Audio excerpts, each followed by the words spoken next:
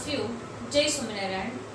આજે આપણે આંકડાશાસ્ત્રમાં સૂચકાંક વિશે અભ્યાસ કરીશું કે જે આપણી માટે 12 ગુણનું ચેપ્ટર છે. તો સૌપ્રથમ સેક્શન એ માં એક વિકલ્પ, સેક્શન બી માં એક બે વાક્યનો જવાબ, સેક્શન સી માં 2 ગુણનો ક્વેશ્ચન, સેક્શન ડી માં 3 ગુણનો ક્વેશ્ચન અને સેક્શન એફ માં 5 ગુણનો દાખલો અહીંયાથી પૂછવામાં આવે છે.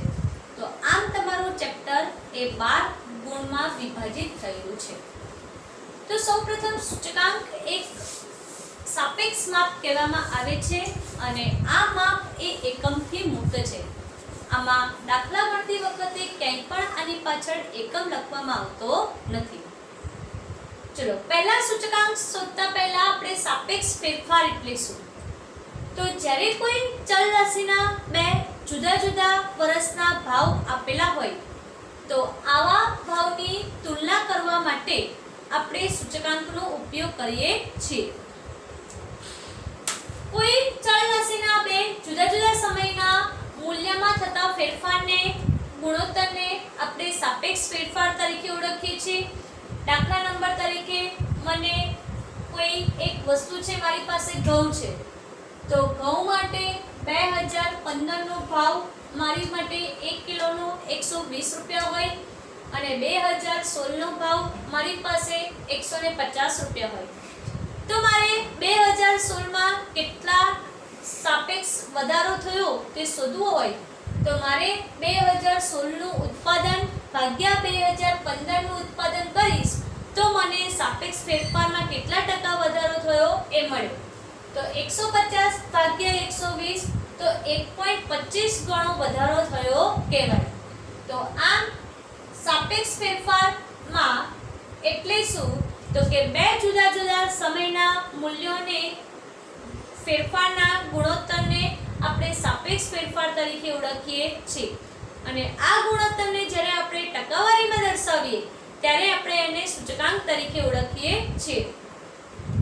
જ્યારે કોઈ ચલ રાશિમાં થતા સાપેક્ષ ફેરફારને ટકાવારીમાં દર્શાવતા માપને તે ચલ રાશિ માટેનો શું કહેવામાં આવે છે? સૂચકાંક કહેવામાં આવે. એટલે 1.25 હતું તો 1.25 ગુણ્યા 100 કર્યું મેં તો 125 મળ્યું. એટલે સૂચકાંક એ ટકાવારીમાં દર્શાવતું એક સાપેક્ષ માપ કહેવામાં આવે છે. ભાવનો સૂચકાંક આપણે શોધવો હોય તો ભાવનો સૂચકાંક એટલે શું? તો કે P1 ભાગ્યા P0 ગુણ્યા 100 અને P1 એટલે શું? તો કે તમારો ચાલુ વર્ષનો ભાવ કહેવાય અને P0 એટલે શું? તો તમારા અગાઉના વર્ષનો ભાવ કહેવાય.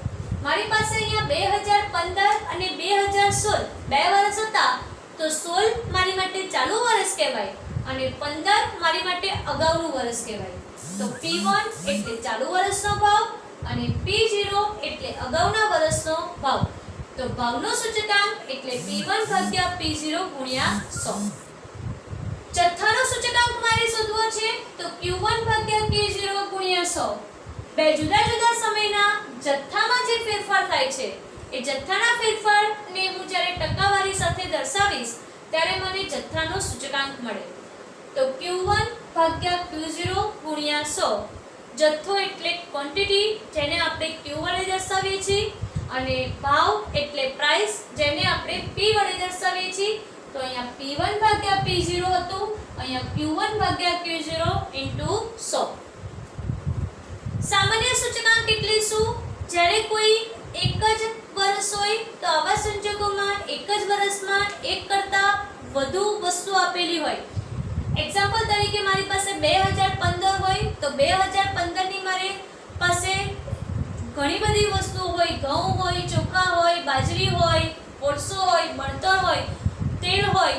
તો આવા સંજોગોમાં મારે દરેક વસ્તુઓનો ભાવ શોધવો હોય, એની તુલના કરવી હોય તો આવા સંજોગોમાં મારે શું કરવું પડશે? તો એમનો સામાન્ય સૂચકાંક શોધવો પડે.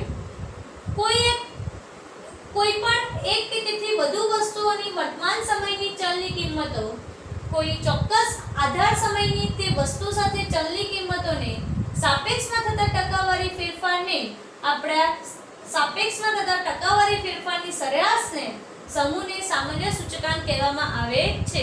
તમને જેટલા વર્ષ આપેલા હશે એને મતલબમાં દરેક વર્ષોની આપણે તુલના કરીશું અને ત્યારબાદ જે વસ્તુ આપેલી હશે, જેટલી વસ્તુ આપેલી હશે એની વડે આપણે ભાગાકાર કરીશું, એની સરેરાશ કરીશું, એટલે આપણને એનો સામાન્ય સૂચકાંક મળશે. એ દાખલામાં આવશે ત્યારે તમને સમજાવી દઈશ. ચલો હવે આપણે જોઈએ કે આધાર વર્ષ એટલે શું. તો પહેલા તો તમારો આધાર વર્ષ એ નિશ્ચિત હોવું જોઈએ. એમાં કોઈ પણ પ્રકારનું કોઈ ફેરફાર વાળું ના હોવું જોઈએ. એટલે કે ભૂતકાળનું કોઈ એવું વર્ષ ના હોવું જોઈએ કે જે પૂર હોય, ભૂકંપ હોય કે અતિવૃષ્ટિ હોય, અનાવૃષ્ટિ હોય. તો એવા વર્ષને આપણે આધાર વર્ષ તરીકે પસંદગી કરવાની નથી. આપણું આધાર વર્ષ એ કોઈ ચોક્કસ અને નિશ્ચિત વર્ષ હોવું જોઈએ. જ્યારે કોઈ વસ્તુના ભાવમાં થતા ફેરફારને ભૂતકાળના કોઈ નિશ્ચિત વર્ષના એ જ વસ્તુના ભાવ સાથે સરખાવવામાં આવે ત્યારે તે નિશ્ચિત વર્ષને આપણે આધાર વર્ષ તરીકે ઓળખીએ છીએ. એટલે ભૂતકાળમાં કોઈ ભાવને કોઈ એક નિશ્ચિત વર્ષ લઈ લઈએ છીએ કે 2014 છે, તો બધા જ ભાવને આપણે 2014 વડે, બધા જ વર્ષને આપણે 2014 વડે ભાગાકાર કરીએ છીએ. કોઈ એક નિશ્ચિત વર્ષ ધારી લઈએ છીએ. પણ આ નિશ્ચિત વર્ષ એ તમારું કોઈ કેવું કહેવાય કે પૂર, ભૂકંપ, અતિવૃષ્ટિ, અનાવૃષ્ટિ જેવાથી મુક્ત હોવું જોઈએ. એમાં કોઈ પણ પ્રકારની આર્થિક અસરો હોવી જોઈએ નહીં અસર કરતી. તો આમ આધાર વર્ષ એટલે શું? તો તમારું કોઈ એક નિશ્ચિત વર્ષ તમે ધારો છો, એને તમે આધાર વર્ષ તરીકે ઓળખો છો. ચાલુ વર્ષ એટલે પ્રવર્તમાન વર્ષ. વસ્તુના જે વર્ષના ભાવને તેના આધાર વર્ષના ભાવ સાથે સરખાવવાના હોય તો તે વર્ષને એનું શું કહેવામાં આવે છે? ચાલુ વર્ષ કહેવામાં આવે છે. એનું પ્રવર્તમાન વર્ષ તરીકે કહેવામાં આવે છે. ટૂંકમાં વસ્તુનો જે ભાવ હોય એનો જે આધાર વર્ષ હોય એની સાથે આપણે સરખાવીએ તો એ વર્ષને આપણે ચાલુ વર્ષ તરીકે ઓળખીએ છીએ. તો આમ આધાર વર્ષ અને ચાલુ વર્ષ વિશે અભ્યાસ કર્યો. આધાર વર્ષની પસંદગીની બે રીતો છે, અચલ આધારની રીત અને પરંપરિત આધારની રીત. અને એમાં અચલ આધારને પરંપરિતમાં ફેરવવાનું અને પરંપરિત આધારને અચલ આધારમાં ફેરવવાનું. આ વખતે 30%ના અભ્યાસક્રમમાંથી એ તમારી ફેરવવા માટેની રીત બાકાત રાખેલ છે. તો આપણે ખાલી અચલ આધારની રીતે સૂચકાંક અને પરંપરિત આધારની રીતે સૂચકાંક વિશે અભ્યાસ કરવાનો છે. ચલો સૌપ્રથમ આપણે અમુક સૂત્રો જોઈશું. તો ભાવ સાપેક્ષ એટલે શું? તો P1 ભાગ્યા P0. P1 P એટલે ભાવ અને 0 એટલે આધાર. તો P0 એટલે આધાર વર્ષનો ભાવ કહેવાય. P1 P એટલે ભાવ અને 1 એટલે ચાલુ, એટલે P1 એટલે ચાલુ વર્ષનો ભાવ કહેવાશે.